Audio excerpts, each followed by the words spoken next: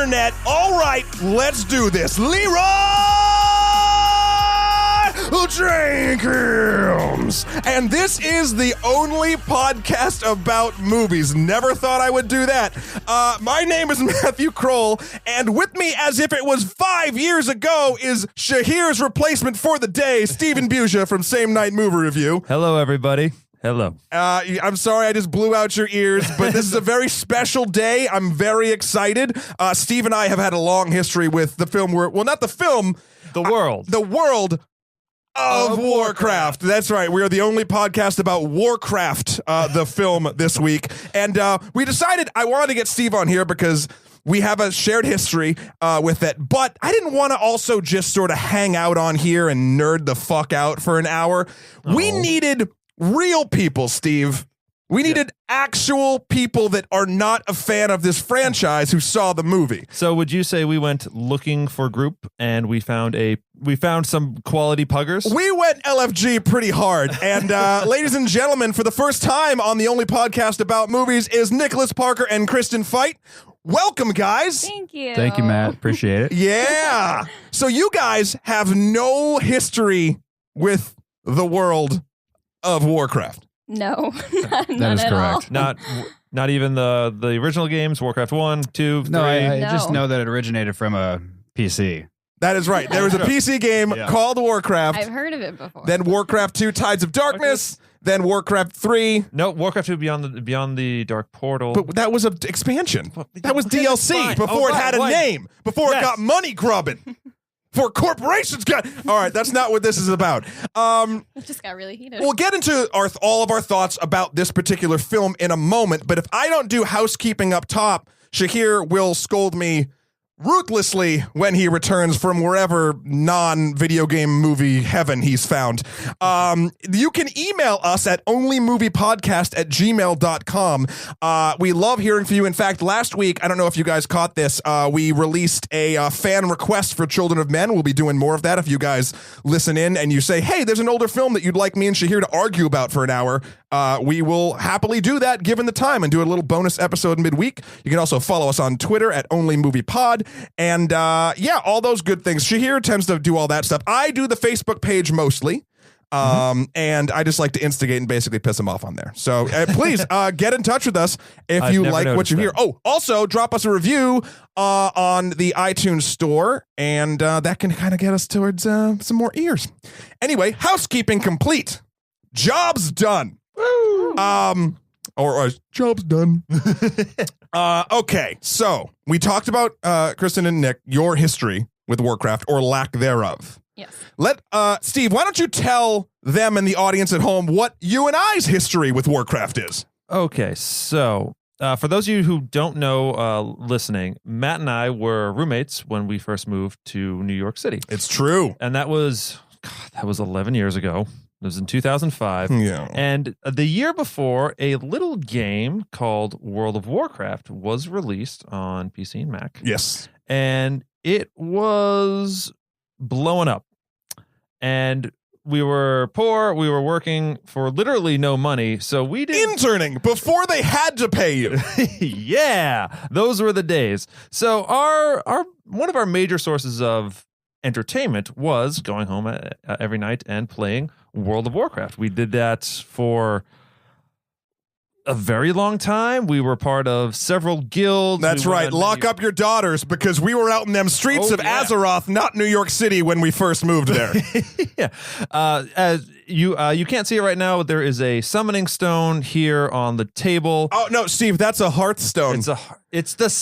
But it's the same symbol. It's a Blizzard property. For those of you, the uninitiated, Blizzard is the company that makes Warcraft and a bunch of other great games. StarCraft, Heroes of the Storm, Hearthstone, my own digital crack, and Overwatch, which has been blowing my mind for the past couple weeks. Right. But, and ladies, also, Matthew Krol does own a real-life replica of one of the main weapons in the game. It is the Sword Frostmourne. It weighs like 16 pounds. It's badass. It's in a shard of plastic ice. The ice, Ricky Wu, a good old friend from Jersey, convinced me to buy. But how did I come across getting Frostmourne, Steve? You're acting like I did this. Oh, okay. Well, I didn't want to like pat myself on the shoulder, but that was a present to me. It was the best birthday gift ever. Also, 5 minutes out of the box drew blood. Yep, which is very appropriate. It's a very evil sword. Very evil sword. Wielded by a very evil person. Right. So anyway, it's safe to say that our history runs deep with this franchise. Even before, I started in college. Yeah, I played Warcraft 2. I loved Warcraft 3 and the Frozen Throne expansion. It's a very well built out and well mythologized world. The lore always draws me back in. The lore is strong with this one, and I even remember I got into it because I went through a very bad breakup in college when it first came out. And my buddy Brett's like, "Oh, you should probably just jump on this thing," and I was like, "Oh, you can be a dwarf? You have a fucking polar bear? You can have a okay, done. I'm there." Yeah. And Matt, just for the record, what were you? What was your main, and what were you rolling? And we're really going. Yeah, let's just tell the world. I had a main. My main was a warlock named Dimitri, and my main alt, I would say, or my second would be Rapture, who was a night elf priest. Dimitri was a human. Yours? My main character on Warcraft was a dwarf protection warrior named Durenganar. And one of the few times I did look, I had logged over 100 days played on him. I'm guessing in total on the game with all of the alts, it was somewhere close to 6 months of my life was devoted to this game. Yeah. So guys, you need to understand this. You can type /played into this game, and it will tell you how many hours, days, minutes, seconds, whatever that you've been logged in. And it's terrifying. Yeah. I think I only got to 79 days or something of my, like, that's not just like, oh, you logged in once that day. That's the accrued hours. Wow. That one place. So over the course of 7 years, I accrued 79 days. And that's, in World of Warcraft standards, that's fucking light. Like, I whenever people are like, oh, you played WoW, I'm always like, yeah, I'm 3 years clean. Like, it's addictive, and I don't wish it on anyone. Right. The day I uninstalled it from my hard drive, I got 50 gigs of space back, but it was also one of the happiest days because I was like, okay, I can just do this. And then Hearthstone came out, and well, yeah, thanks Blizzard. thanks Blizzard, and thanks Blizzard. Anyway, we're not talking about any of that. That's just sort of how we got to right now. The Warcraft movie is out.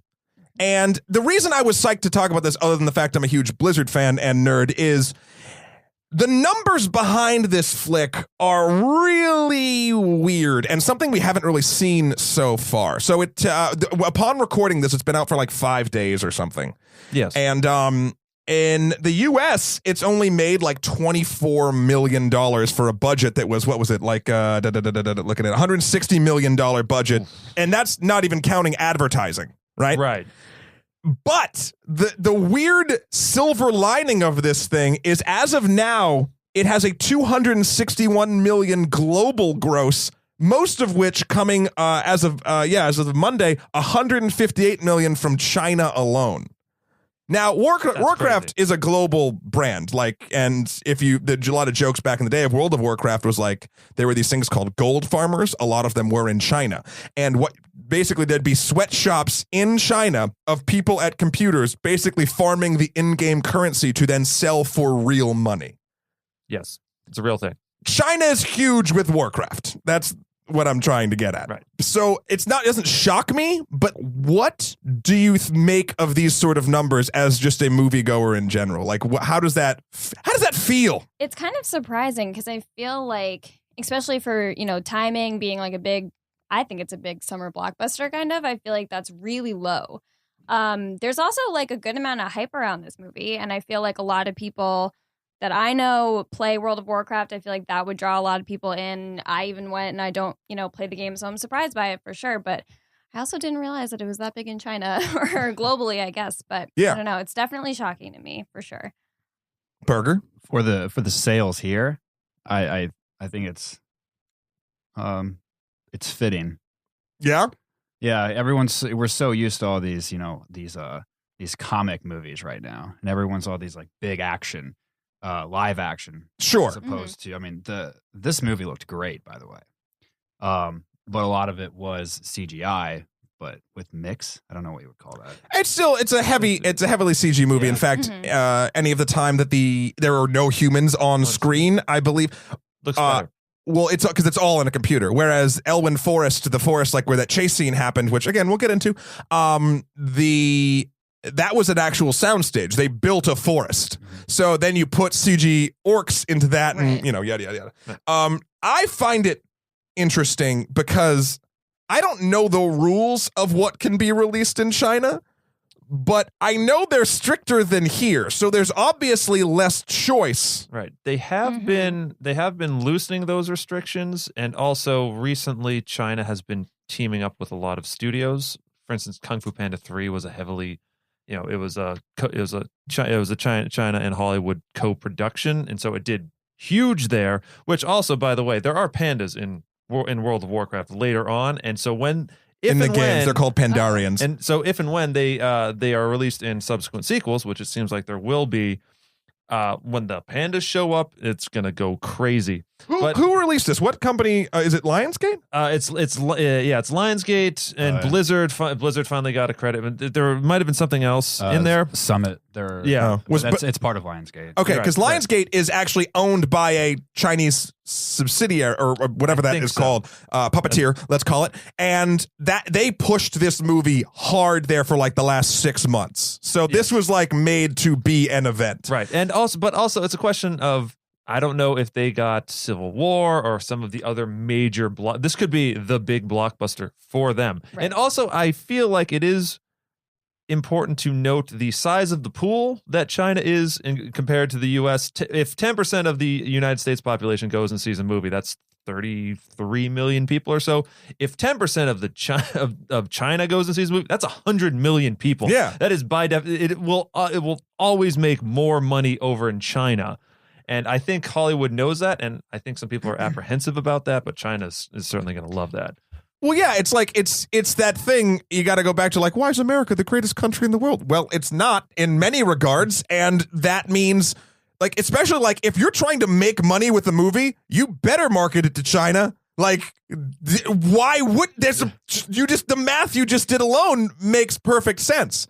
And the other weird sort of number thing I'll get into before we actually, start talking about the movie and not the video game or the money that it made, is so Rotten Tomatoes but it accrued like around a 20% fresh rating, which is awful. That's pretty bad. From the review side of it, but from the user side of it, it was 83% the last time I checked, which that differential always, I'm always sort of like intrigued when that happens. Because I would never call, like, no matter what I think about this film, I would never call it like a critical masterpiece. But like a lot of fans seem to be enjoying it, or at least the vocal ones on the internet. So yeah, I mean, that's sort of breaking down the numbers of this damn thing. It's a behemoth, and yeah, I mean, without getting into spoilers, let's just go around the room and say what we generally thought of the film. Who wants to start?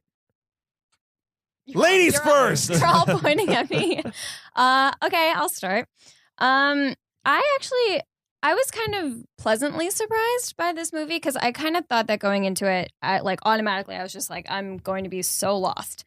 Like, I don't know anything about this game.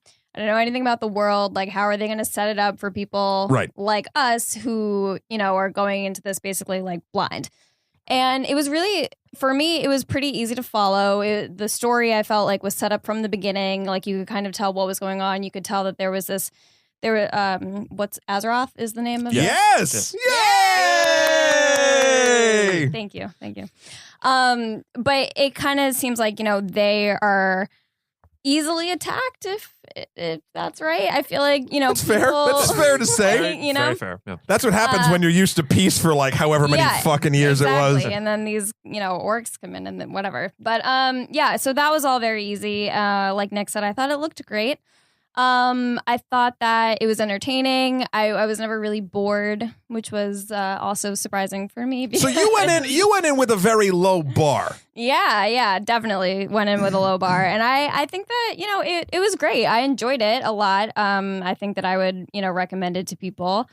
Yeah, and I would say that like for the people who don't necessarily like, play this game or are maybe interested in this kind of movie, I'd say give it a chance because you could be pleasantly surprised like I was. So okay.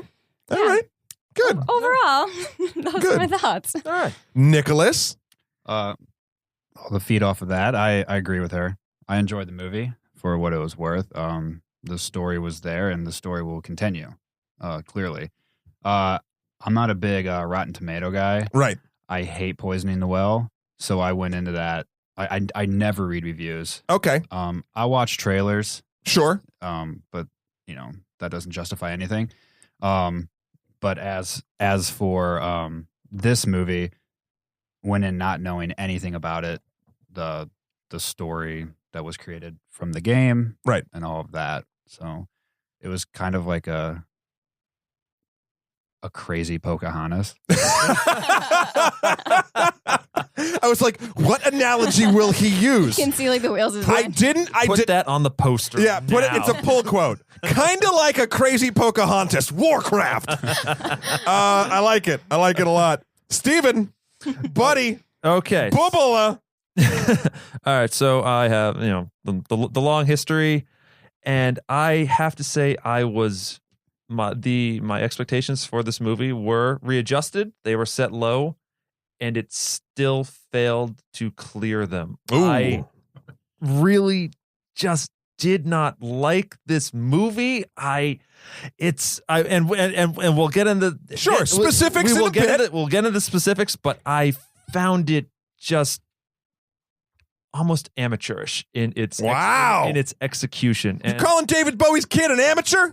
Director Duncan. Yeah, director Duncan Jones. It certainly makes me he directed Moon and Source Code, 2 fabulous sci-fi movies. You love them movies. I love those movies. And I was very excited. I'm like, David Bowie's kids directed Warcraft. Oh my God, I'm going to go in my room and I'll be back in 50 minutes. But because you have to log in. Yeah, obviously. Right, I got to be like, guys, David Bowie's directing the movie that we're playing. Oh my God. You went to Barron's chat straight up. Just all the time. But this makes me question. It makes me either question his ability as a big budget filmmaker, right, or what in God's name the producers were telling him needed to go into this to try and make this marketable, and for what region he was marketing it to. China. So China, and and again, specifics will happen later, but I really just was not a fan of this movie, and we saw it in IMAX in 3D. So we went big. We went huge on this, big. And still, I was not impressed. Just thoroughly not impressed. All right. I feel like I had sort of the kind of. I mean, if there's a way to have an opposite of all y'all, look, I will never fault a person for not enjoying their time at this movie. I personally, again, I think we all went in with bars pretty low. Yeah. I was pleasantly surprised to the point where I feel like this movie feels so much like Warcraft and World of Warcraft that it's a good thing, but until it's sort of a bad thing. Like, it's so true to the source material and the way the source material feels. It doesn't all work perfectly in the format of a feature film. But if I'm asking me what my gut reaction from leaving the theater was, I really enjoyed it. And while I'll point out a bunch of its flaws sort of later, like overall, it brought me back to a world that I really loved. And I would have liked to spend more time there, and I will, hopefully, especially with the numbers not in the US, but I'm sure there's going to be a sequel. And that's when the story gets really good. Like this whole movie, and we could even start with this sort of thing, is like this movie, a lot of complaints about it were that it is a glorified sort of prologue in a weird way, because it, like, even where it ends, we'll get to the ending later, but where it ends sort of at a weird spot that feels almost like the first, like what should be the third of a film. Like they stretch it out a bit, and in that sort of stretching it out, they still cram so much into this thing that it can be hard to follow, and it can sort of feel a little bit daunting if you're trying to look at it from a critical place. I looked at this like a roller coaster in a weird way. I got on this ride and I fucking had a blast. And yeah, I thought I saw neat things like pop up here and there, and like, oh shit, there's a Murloc, or there's a summoning stone, or you guys are looking at me like I'm blank faced, Kristen and Nick, because you don't know what the fuck I'm talking about. But I enjoyed the entire time, and when the ride came to a stop, I was like, yeah, I'd go on that again. So that's my sort of initial thing. Yeah. And with that, I will say now is spoiler town. We're about, 20 minutes into this beast? So now we can talk whatever we want to talk about. Woo. So let's just sort of go into sort of what happens. I think, and Steve, you actually told me, maybe you should break this down, because this, I remember, it was part of the only movie that you liked, the only part that you liked. Let's break down the beginning. Okay. The beginning 8 to 10 minutes of this movie I actually really enjoyed, and I was on board. I was like, oh, this is awesome. It's the flash forward which opens the film. It's a weary looking human who picks up a shield, and he has to go, and he's battling an orc one-on-one. It's orcs off screen. It's shot very shaky cam. It's shaky cam. It feels raw and lived in. The guy's armor looks just beat up, and he's tired. It reminded me of the opening cinematic to Warcraft 3, which was very similar. And I half expected the sky to start falling down as it was a big plot. The demons start invading at that point. And I was like, oh man, that would be like we teased that, and then we cut to the beginning. I'm like, that's awesome. Doesn't happen. But then we go to the world of Draenor. That's where the orcs live. Different realm. That we meet Durotan, played by Clancy Brown, who's actually who I will admit is a standout in here, and they are currently they are sort of a giant tribe of orcs has come together, all the different clans. A horde of orcs underneath the leader of the Fell Master Gul'dan. Evil warlock. An evil warlock. He's leading them through something called the Dark Portal to another world that they can conquer, because this one has died. That's right. For reasons. And this whole sequence is great. And when the orcs pile through the Dark Portal, they end up in this weird like nether region, and they're spinning, and I was like, this is so cool. And they land in Azeroth, and it's green, and it's a pool, and the savior baby is born, and then we'll get into that later in later movies. And I was like, yes. And then the humans show up, and I am just taken out of this. All right, well, let's so that right even before the humans show up, the title slams on, and there's something I wanted to talk a little bit about too, and sort of a twofold thing. The CG, let's just talk about that in general. The orc CG is I don't know what the fucking process is, but it's fucking great. Yeah. Like it was great. To me, it was great sometimes, but other times it looked really amateurish. And I think, and if I may, I think I know where you're going. It looks bad next to the people. I would even go a step to the side, not necessarily further.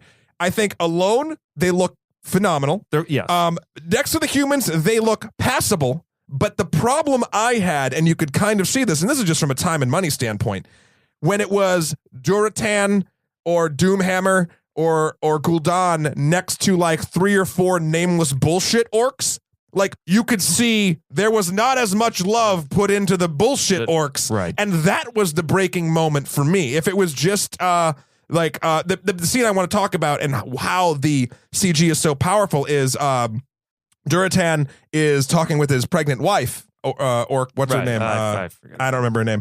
The parents of the baby who Gul'dan, once they come through the dark portal, resurrects, who is Thrall, who comes later on in the story. they have this weird tender moment, like while they're like hanging out in bed, that like anyone in a relationship can kind of relate to in a weird way. And like you're instantly taking these monsters, these beasts as they look, and you're showing that they are not just mindless savages. They are a race of people that like actually are just trying to live their fucking lives. And I think that was very important, setting the tone, especially for someone either A, like you guys, not used to the world, or B, the people that shout for the Alliance 9,000 times, because anyone who hasn't played Horde doesn't really know. In the game, there's two factions. There's the Alliance, like in this movie, and the Horde, but it's a bunch of different races. They're not just orcs in the Horde. There's like trolls and the undead, and you'll get into that in future sequels. But there's a whole big thing during the player base is if you played Alliance, you yell for the Alliance, and if you play Horde, you yell for the Horde, and never the twain shall meet. Yeah, and nobody liked each other, but you could fight one another, and those were some of the best times. Yeah, and actually in the game, which was great too, just as sort of another thing, I like the way they treated language in this, because Garona, which we'll get into in a second. I did appreciate that. She's the only one that knew sort of both languages. In the game, actually, when you run into a Horde player, you could try to talk to them, but it translated it into jargon, like blah, blah, blah. And like lol, like laugh out loud, changed to kek, K-E-K. And so everyone knew what kek meant. But like no, it was like weird, like learning a language. It was cool. Back when Warcraft was new and we were and it was still not like easy mode click button nonsense. Right. That's a discussion for whatever. So I thought the CG was incredibly serviceable, like more than serviceable. It just helped this along entirely. And then we're introduced to the humans of Azeroth. Now, guests, what do you think? What did you think when you first saw like the human city of Stormwind? The first place. Actually, no, you didn't see that first. You see Ironforge first, the dwarf place, where lead guy Lothar, lead human knight, is talking to a dwarf, and he gets a gun. Boomstick. Oh, yeah, boomstick. I'm sorry. Yeah. I mean, what did you guys? So you just hit this orc stuff, and you kind of know, and you were just wowed by that thing, and then you're here.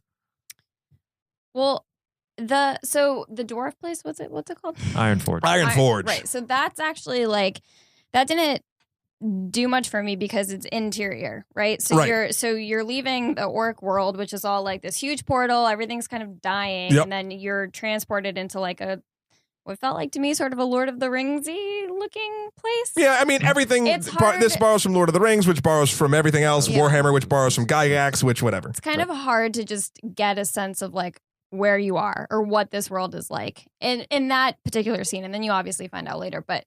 So I don't know. That was a little weird, but yeah. Was it weird, Nick? No. Well, the problem, and Nick, tell me if you had this feeling throughout the movie, not just chronologically. This is something I think Steve had brought up as well. They do just start throwing you places, and the movie has a very like, and now we're here, and now we're here, and now we're here, and now we're here, more so than other sort of films like this. It moves sort of at a very breakneck pace in that regard. Did you ever feel lost there? Was it ever confusing enough where you're like, wait, hold on, where okay, dwarf, okay, cool, wait, now we're in human city, now we're in the wood, wait, where's this town, Goldshire, what the fuck? Like, did that ever come across, or did you just sort of, again, go for the ride? That's at times it did. Yeah. But then it also was kind of carried by the Guardian, because he would just be like, I'll be right back. Yeah. And they'd be like, where the fuck did you just go? Yeah. So the Guardian, Medivh. Yeah. That kind of helped in a sense, but then I was still curious. I was like, wait, what's he doing? And then it's like, after the first 20 minutes when they get to the humans and everything, and then that one guy comes in that could be a possible Guardian. Oh, Khadgar? Khadgar. Yeah. Khadgar. The cream egg? Once he started like going through books, I already knew I knew the Guardian was bad. Oh, yeah. Like immediately. Right. And I was like, all right. But I was still into it because of the visuals. Sure. It really had me. Yeah, I mean, Medivh was cool. He was Medivh was hit or miss for me, to be honest. Like visually, he was cool. I liked his style. His shiny feather robes were all the rage. But him and Khadgar, the acting of those two bugged the shit out of me. Right. And they were two of the only things that really took me out of the movie for me. Like, I liked Lothar fine. I even liked Garona, who was the half-breed Draenei orc, played by, what's her name? Human orc, Paula Patton. No, Draenei orc. They'd never seen humans before. it's implied, spoiler alert, that Medivh is Garona's Oh father. shit! Wait, what? Yeah, Yeah. they remember how Medivh. This is later on, folks listening at home. Medivh was talking to Garona and like, I traveled the world once and did this stuff, and I met a woman and blah blah blah. Oh, yeah, That was yeah. kind of I do remember that.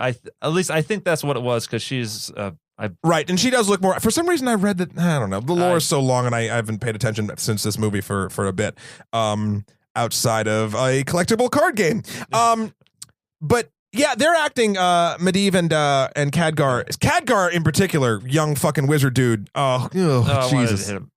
Ben Foster as Medivh, he had moments of greatness, but there are other times he just looked like he was over this shit already. Yeah. He was so bored. But then like on the other hand, you have Loromir played by the guy from Vikings. Lothar. Oh, sorry, Lothar. Lothar, not Loromir. I think you call him Loromir. That's Lord of the Rings. What am I? Yeah, you're thinking of like Boromir or Faramir from Lord of the Rings. I'm just gonna combine them all. Yes, but Travis Fimmel from from Vikings. He was the best part. He had that charm, that sort of roguish thing. He also had some of the best lines that I think were left in there because the editor missed them, because he was having fun. Nobody else seemed to be having a lot of fun, but he threw in some lines like, "Really, you lost the horse?" Like, I like those were nice, humanizing. I liked that. I liked when Khadgar was on the ground and he goes to like help him up and then he just walks away. Like this shit, like he was a dick, but like a lovable dick. He felt scoundrelly, and I liked it, even though he was a knight. And obviously, what's it called? Duratan was great. Also, can I just say right away, again, this might go back to the CG or might go back to the acting, but Gul'dan, who even in the lore and in the games, I've never been like particularly like scared of. Right. There were parts, and again, I'm an adult and I'm a man and I'm not scared of the movies, but like I was watching like when he just like started ripping souls out of shit, and I was just like, oh, you're scary. Right. Like I understand why you're scary. That's what you wanted. That's what Dimitri wanted to do. Oh, Dimitri was the best warlock.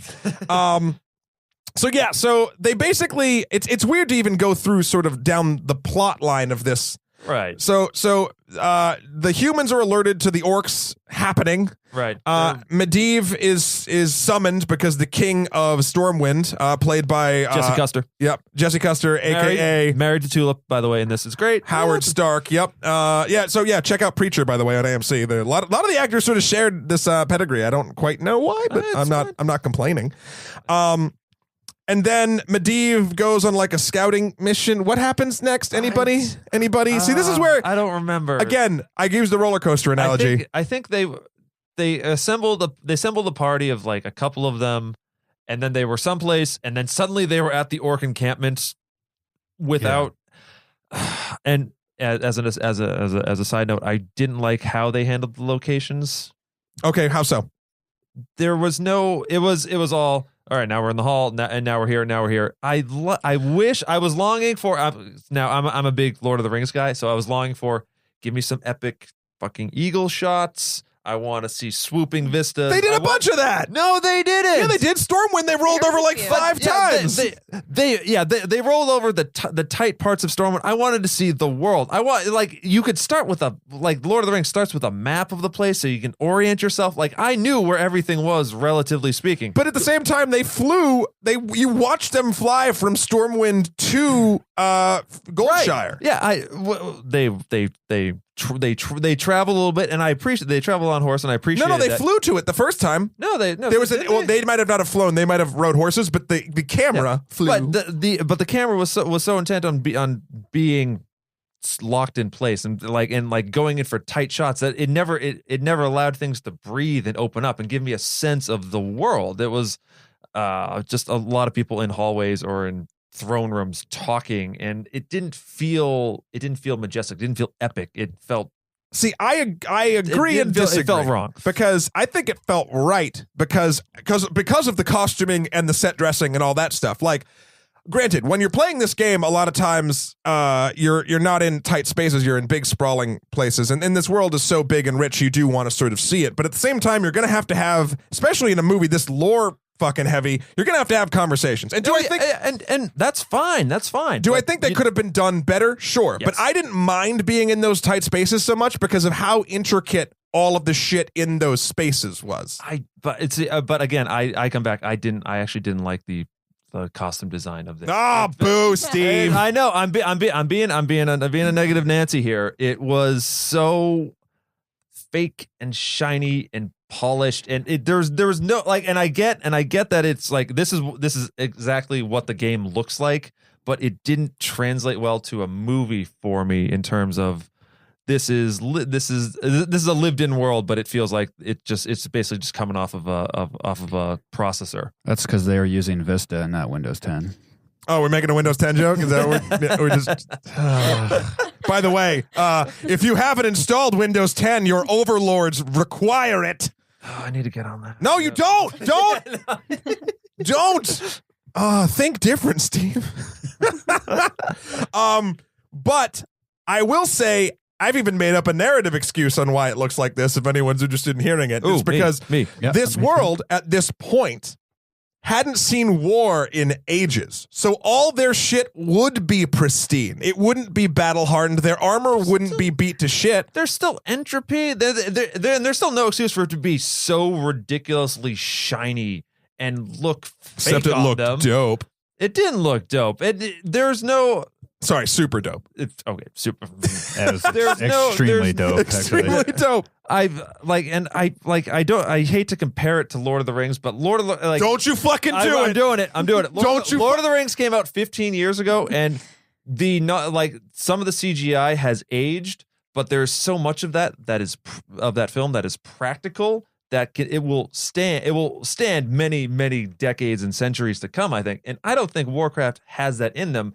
And I was just wondering, I was wrapping my head around why aren't more things practical here? Why is so much of it CGI? And why can't, and Weta actually did help out with this. I think it was just on the CGI. Right. Why couldn't they just hire the same people? And that's a personal preference, and I get it, and that wasn't what they were going for, but it robbed the film of its, timelessness, of its of actually transporting me to the world of Azeroth, which I've been looking forward to for many years. Well, you got to work on your portal spell, because I was transported instantly. I think, to be honest, that this film, because I think it was a very conscious choice to not look anything or feel anything like Lord of the Rings. Now, granted, I can't say whether or not that works for people, but if they made this closer to Lord of the Rings, that would be all people will just trying to be fucking Lord of the Rings. And then people would fucking be pissed off at that because it's Warcraft trying to be Lord of the Rings. And I'm not Find saying the middle ground. We need to find something in the middle. I like the polar opposite, because if I want Lord of the Rings, I'll go fucking watch Lord of the Rings. If I want Warcraft, this is the wacky world of Warcraft that I enjoy. And again,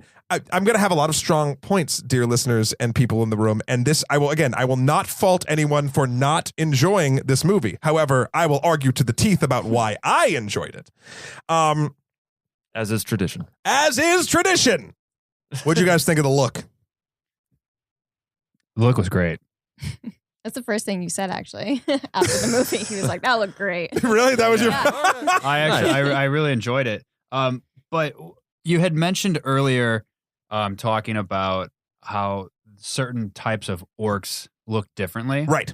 So for someone that was didn't know the game, sure, myself and Kristen, I feel like it was a little obvious how they had green orcs and then beige orcs. Yeah. But then that was the Frost Wolves, right? The Frost Wolves are beige. Wolves. Yeah, the certain clan. Is that northern and southern? Aren't there a difference? They touched on it. They said, because we invaded you from the north or something like that. Talking about the orcs. And I was like, all right, then that's it. It's all the orcs were all originally beige, but the green orcs were the ones corrupted by the magic, right? By the fell magic, and that's what makes them green. That's what made the baby at the beginning. So the baby's going to be super corrupt. Well, the thing is, and that's something. This again. Now I've been protecting this movie, but sorry, what? That was another thing that I was questioning, because it was born from. I'm just gonna. I'm gonna go by names, just by two beige orcs. Yes, and then it's green. Was that because of coming through the portal? No, it was because of Gul'dan using fell magic to bring it back to life. From the deer, right? That's right. He stole the deer's soul, but then he used used demon magic to sort of do it. That's something, for instance, I thought the orc politics was not explained well enough.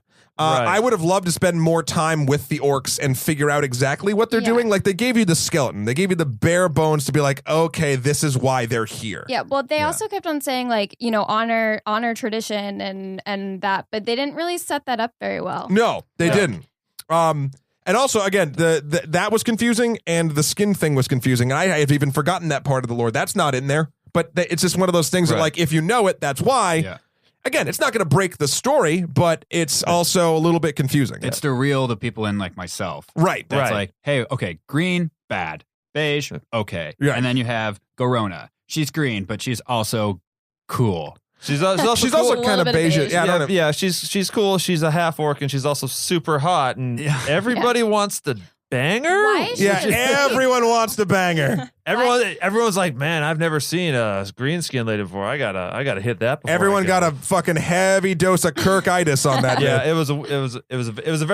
there. I'm sure there are think pieces out there that talk Right. about the objectification and sexualization of the other in this thing, but I honestly don't think the film was even thinking about that.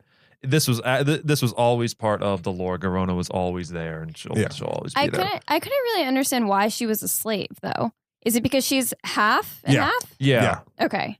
Yep, because she's weak, she's the runt, she's Okay. half, she's whatever. Gotcha. Right. Things weren't explained, and a lot of my honestly, I think a lot of my problems were stem from the fact that scenes just sort of ended, and this movie is 2 hours long, which feels very short for A, modern action movie, and B, any sort of epic fantasy that you have going on.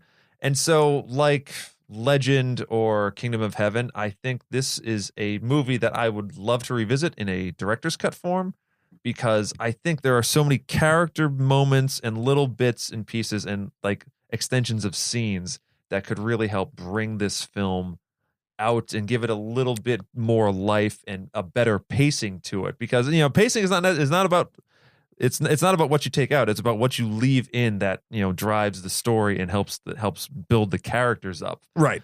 And so Warcraft Extended Edition, I'm totally there. And I'm all for that too, but I for different reasons I just liked it.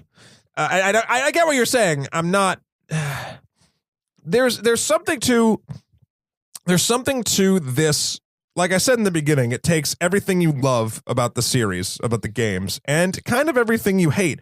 And a lot of this stuff, a lot of things that happen in this movie, even if I just go through them quickly, then they run into the orcs for the first time, and there's a cool fight scene in the forest, but then like that, nothing really happens, and then there's a subplot of like, what's his head? The son of Viking guy? Yeah, Lothar. He has a son, but that's not developed enough. And then really like wasn't developed they enough. go and try to do a peace treaty with the orcs, but then that doesn't work out due to Medivh kind of fucking him over, and then like the son dies and like all this stuff. Anyway, it feels like what happens in the game, where there's a lot of sort of like these side quests or fetch quests or escort quests that no one particularly likes in the game, but they happen to move the plot along to get you to like that 8th quest. It's like super cool that gets you somewhere. Like it follows the format of the damn game to the point where I feel like some people that have played World of Warcraft, for instance, like a lot of times there's really well-written sort of things like, the forest is run rabid with these boars and they've been eating all the crops and you need to do all this, but people don't read it and you just go, click, okay, kill 8 boars, got it.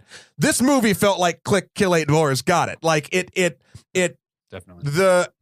I don't think it believed enough, or maybe the studio didn't believe enough that people would pay attention to more of the why, and they thought they'd be drawn in more to the spectacle. And I don't think, again, this is all, I'm making this up in my brain, but I don't think it's Duncan's fault, the director. I don't think so either. I think he would have he, being the artist that he is, would have a better vision and would know the pacing and how a story should be told and how you can put in these little bits of mythology. For instance, some of my favorite some of my moments in World of Warcraft, I have so many, was just you'd find a book about the history of essentially the cosmos, and you just read about some of the big bad guys and how they did it. And I would spend, that's like an hour or two right there, because it's so detailed. Reading in video games is fundamental. Woo! Well, something else too. First of all, Nick and Kristen, did you see Batman v Superman: Dawn of? Yes. Unfortunately. Right. Correct answer. I would have accepted the other one. The big difference between, so I know that's a comic book franchise and this is a video game franchise, and statistically more comic book franchises have been successful than video game franchises when converted to film.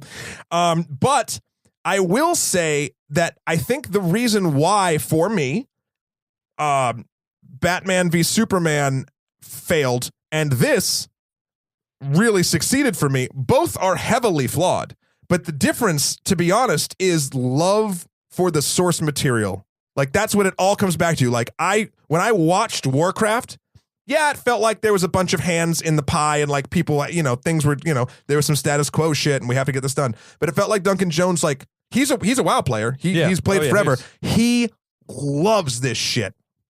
And that, to me, is so much more important than, say, a Zack Snyder who, yeah, he can put together a cool action sequence, but I really believe that he hates superheroes and he's trying to make these superheroes that everyone loves cooler, quotes, because he doesn't like them as much. Yes. So when you have these big tentpole things in these franchises, I do think it comes down to the key factor for me to enjoy it is just love. Like, I know that the makers of Warcraft loved Warcraft. And yeah, that could poison it because they might get too deep into their own shit and maybe start liking the smell of their own farts a little bit too much. But like, it all comes from a good place, and that kind of lets me get over more of the flaws more. But Steve, that didn't happen for you. Do you not like to be loved, Steve? Is that what this is about? I like to be loved, but I just walked in. I guess I had my critical eye on. It's very hard to turn off, and it failed me as on the fundamentals of filmmaking. Of it just. Oh, come on, the fundamentals. The lighting itself, the way things are shot, it felt so flat and boring. Everything was just like, it's like 3:00 in the afternoon, everything's fine. And the action sequences didn't really do much for me. I thought they were just like not confusing. You could tell what was going on. I just really didn't care because it was a lot of CGI things hitting other CGI things, or ridiculously looking human things hitting CGI things. The betrayal in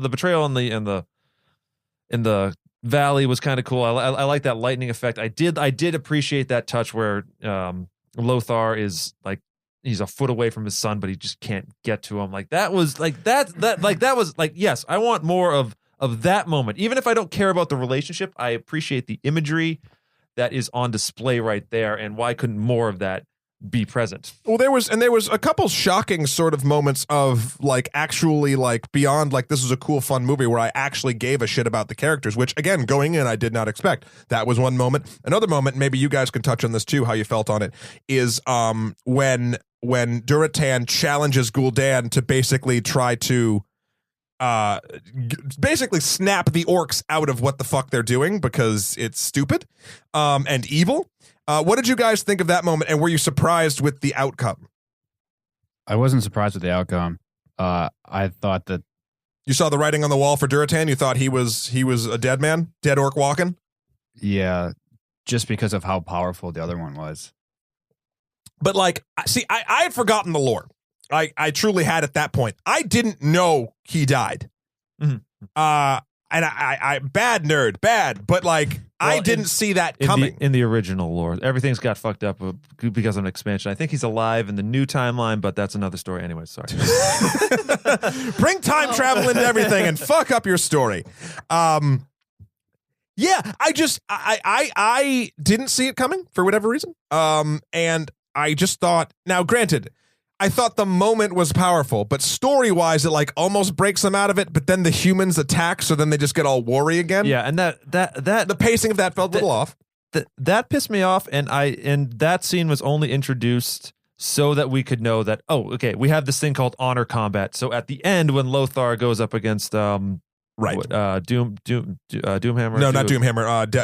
Blackhand. Blackhand, which is super cool and reminds me of the first fight in Troy, which is another fun movie that we can have that. So there could have been a different way to establish that, and perhaps also kill off Durotan to get people to understand that this guy is not this Gul'dan character. We shouldn't follow him. But his entire sacrifice felt hollow because like literally 30 seconds after, everyone's like, oh shit, we should not follow this person who does not respect our ways. They're like, oh, we have to follow this guy because. Well, the more I thought about it, it was attacking. because the reason they switched back, and again, pacing wise, it was not. Well, they clean. did it the entire movie.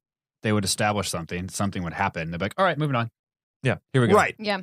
But then the humans did attack right away, like after that sort of happened, if I remember correctly. So Yeah, that's it why was- they it was- like it was they were weird. in the midst of like maybe this is a bad idea. Oh fuck, army. Right, and so let's follow him. But we have plenty of other orc commanders who could be like, orcs, go. Let's do this. And there was also no. It was another just people clashing against one another for the first like couple minutes. It was like there was no sense of location really. Afterwards, when they're like escaping through the portal, which was great, and they established the line. I'm okay, we have some blocking here, some staging. It was really cool how the orcs were running behind the portal, and when it shuts down, suddenly the humans are surrounded. I'm like, oh, this shit got real, and that's where I got right back into this movie. Yeah. So the king is fighting with Garona, who they've all become kind of cool with.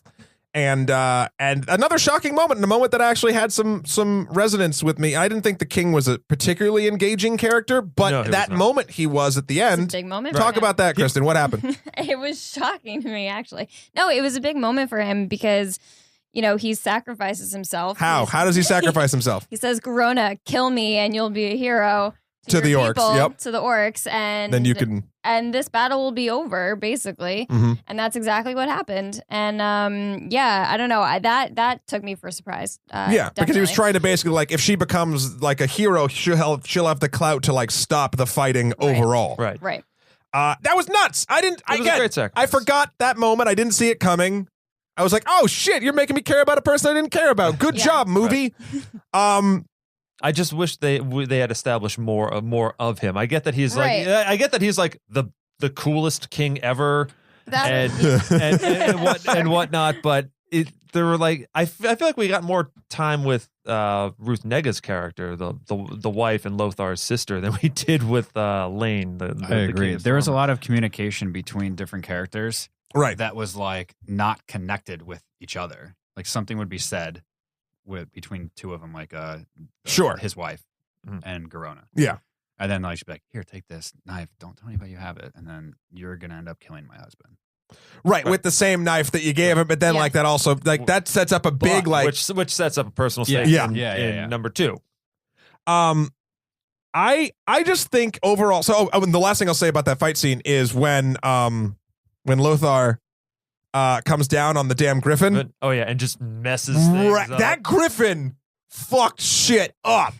That griffin went and just destroyed. And then when went ham on it. yeah, before that final Troy-esque battle sequence, I was really worried about the griffin. I was like, because they just kind of surround him, and then it gets to this thing where he has to No do this way. honor combat.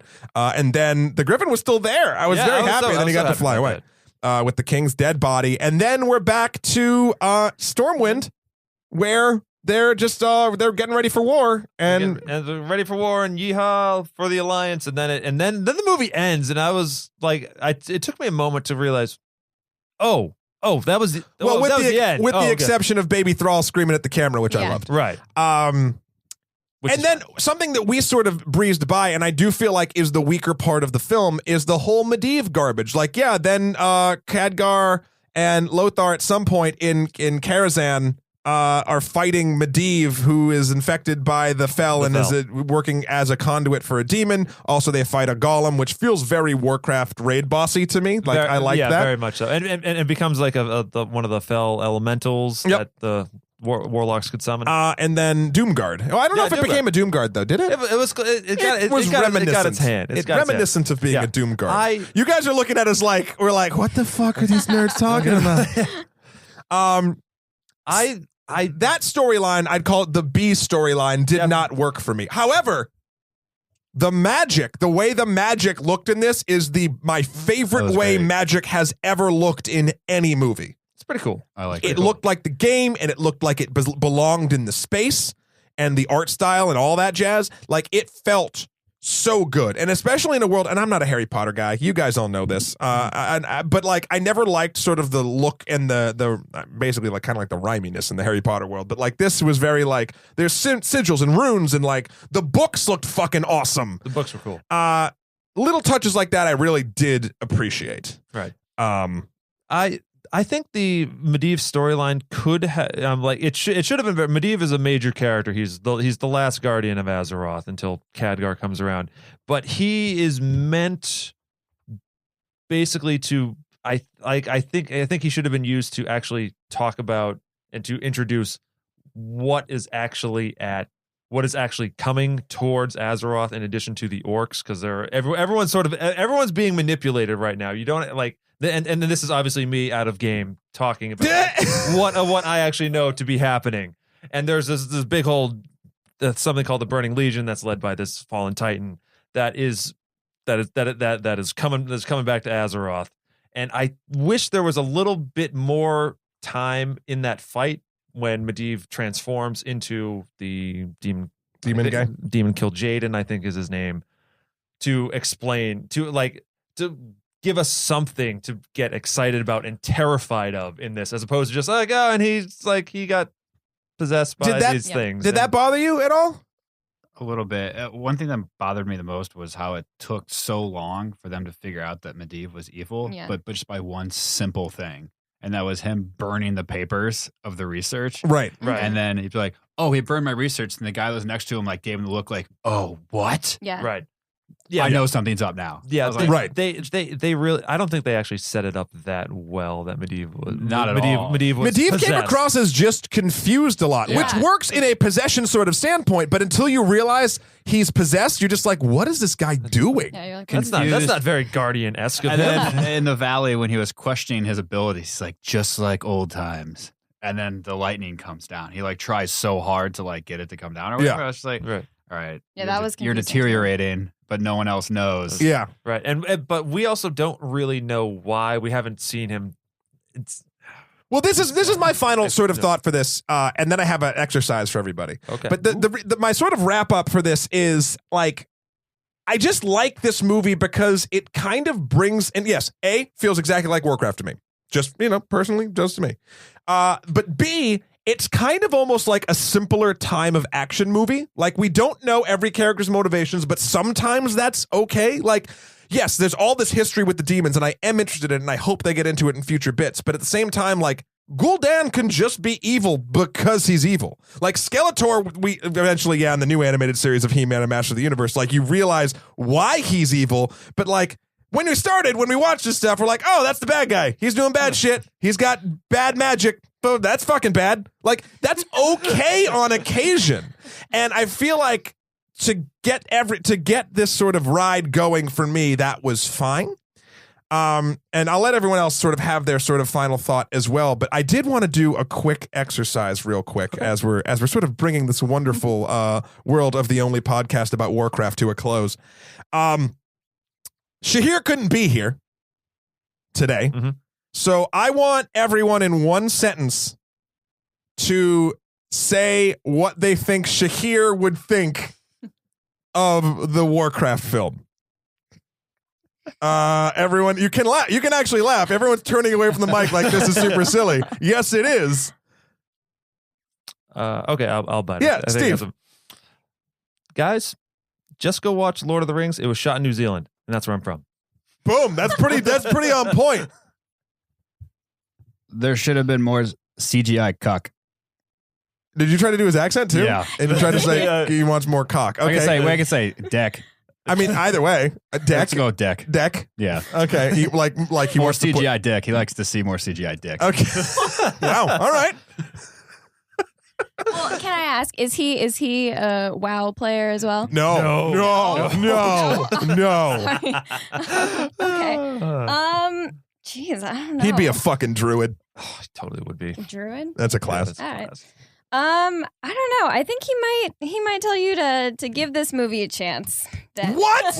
What? Have you been listening to this show? You think Shahir? You don't even know Shahir. You don't know Shahir. I don't, but I want to sway on the side of optimism and say that maybe he would feel that way. Okay. I think he'd curse me for making him go see it and then make me go like watch some real long Right. art film. I also think that he turned this podcast off when you said I have a little game for us to play. Oh no, he knew it was coming. He knew it was coming. All right, so look, I mean, the bottom line for this film for me is it felt 100% Warcraft, and I think that's a good thing for fans and possibly a bad thing for newcomers. But you guys liked it. I think that if you're a moviegoer and you like movies that have, a plot that you don't really know about, like, based off of a game that you could play, go see it. It's an enjoyable movie. Mm-hmm. Yeah. It's entertaining. Kristen? It's Hollywood. Yeah. Yeah, that's Hollywood, baby. Yeah, agreed. I mean, I said it before that I definitely enjoyed it, and I went in with a pretty low bar, and I was pleasantly surprised, and I think other people would be too, who have the same point of view or mindset, I guess, or background or lack thereof that I have. So, yeah. Okay, Steve. I know I've been kind of shitting on the movie this entire time. I was very disappointed, very underwhelmed. There's a lot of stuff wrong with it. But at the end of the day, you know what? When Warcraft 2 comes out, I'm there. I have given so much of my life over to this franchise, this world, that of course I'm going to go see these. And that's a problem, and I feel wishy-washy about it. But I still love, like, even if these characters aren't developed, I still really like these characters, and I want to know what happens next, honestly. So The better stories are to come.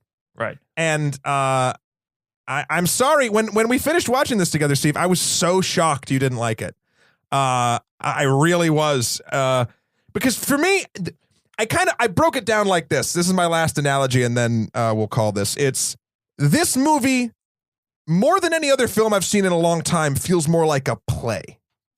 Now, it's not like you watch Mad Max. That's always my Fury Road's always like my go-to, like, oh, immersion film. Like, yeah, you're living in that fucking place. It's near perfect. This is not that. This is like what I think a very interesting, well done play. When I go to see a play on like Broadway or even anywhere else, I don't look at like the set and like all that stuff and be like, oh, that doesn't look like a fucking London in the whatever the fucks. Like, if the characters are good and the story is great and the action or whatever I'm looking at is sort of, if it grabs me, then it grabs me, and I understand the back half is sort of set dressing. Could they have gone a different way and really tried to hone this down? Yes, but I do feel like there's something about Warcraft that, dare I say, needs to feel a little hollow, needs to feel a little flat, needs to feel sort of like a play. Because a lot of the immersion that I've had with this franchise has come from, yes, the world is great, and the setting that Blizzard has given us is wonderful, and the lore is rich, but like, at the end of the day, it's what me and my friends have kind of brought to the experience that makes it special. And that's a hard fucking thing to get right in a movie, in a non-interactive medium. And I think what this is trying to do is trying to get you to enjoy a film, especially for people that have played the game and are immersed in it, in sort of a weird interactive sense, being like remembering the times that they had, little things in the game like you might not have caught when Khadgar turns the guard into a sheep and he's like, oh, that only lasts for about a minute. Like, that happens in the game. Like, that's a spell in the game that only lasts for a minute. Like, and it lets you have these sort of fun moments with your friends that you wouldn't have otherwise, especially in a time where World of Warcraft doesn't have as many players anymore, and it's changed so much, it's not even the social monster that it used to be. So I guess I just enjoyed taking off my overly critical hat, which is weird for a film critic to say, and just sort of let it wash over me. And I'm betting if people out there do that, you'll probably find more to like than you will to hate. And at least, to the very least, I think more people than $24 million worth of people will like it. I don't want this to be like everyone being like, oh, fuck these numbers and not go see it. Go see it and judge it for yourself. And if you don't like it, if you think I'm bullshit, write us in. Like, tell me I'm a fucking idiot, because I don't think anyone can convince me not to like this movie. If Steve fucking Buja can't convince me to not like this movie, I don't think anyone can. Because all of your arguments are 100% true, Steve. I feel like I might have been a little bit harsh, whatever. No, I feel like I was a little bit harsh on yours. But like, but they're all right, but I just don't care. Anyway, guys, thank you so much for coming on the show. That was my impassioned plea for everyone to go see Warcraft on the only podcast about it. Steven, where can folks find you?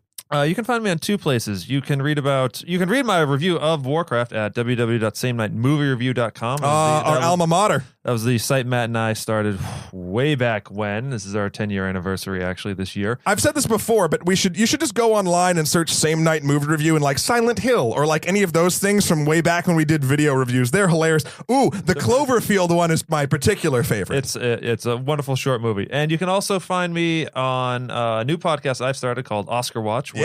Where a friend of mine. We discussed all the best pictures that the Academy gave out. How do you do that, being that this is the only podcast about movies? Well, you're the only podcast about like current movies, so we handle like movies that have come out in the past. I'm not following. Okay. But you should check it out. Everyone check it out and then tell me what it's about, because I just don't. I don't get it. It's a lot of fun. We got a couple episodes in the bank. We're very new, so hey, we could use your ears. So. Yeah. Nicholas. Yes. Where can people find you if they want to hunt you down? The Microsoft store on Fifth Avenue. Yeah. Yeah. Just opened up, new flagship. Good.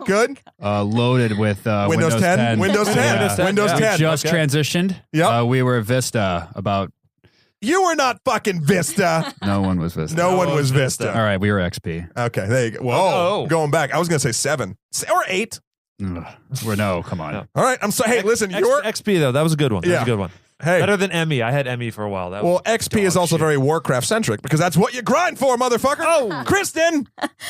Where can you find me? You can Wandering the halls of MTV. The halls of MTV Viacom. That's where you can find me. Yeah. So if you know where that is, if you know what floor she's on, and if you want to get a hold of me, you can check me out on Instagram at Skeletor4 PREZ Emperor MSK on Twitter, or my life and works at Matthew Krol MATTHEWKROL.com. We can find all my professional shiz. Yeah, and please email us in at onlymoviepodcast@gmail.com and let us know what you think of the show, what we can improve, what movies you'd like us to do. If you disagree or agree with any of us strongly, hell, even if you want to say you think we looked nice one day, we would appreciate that as well. Also, please leave iTunes reviews. They help out so much. We'd prefer 5 stars, but we'll take whatever you can spare. Guys, say job's done. Job's done. Job is done. Job's done. Job's done. Sorry, Angry Chicken, we kind of ripped you off, but this is the only movie we'll do it for. We'll see you next week, guys.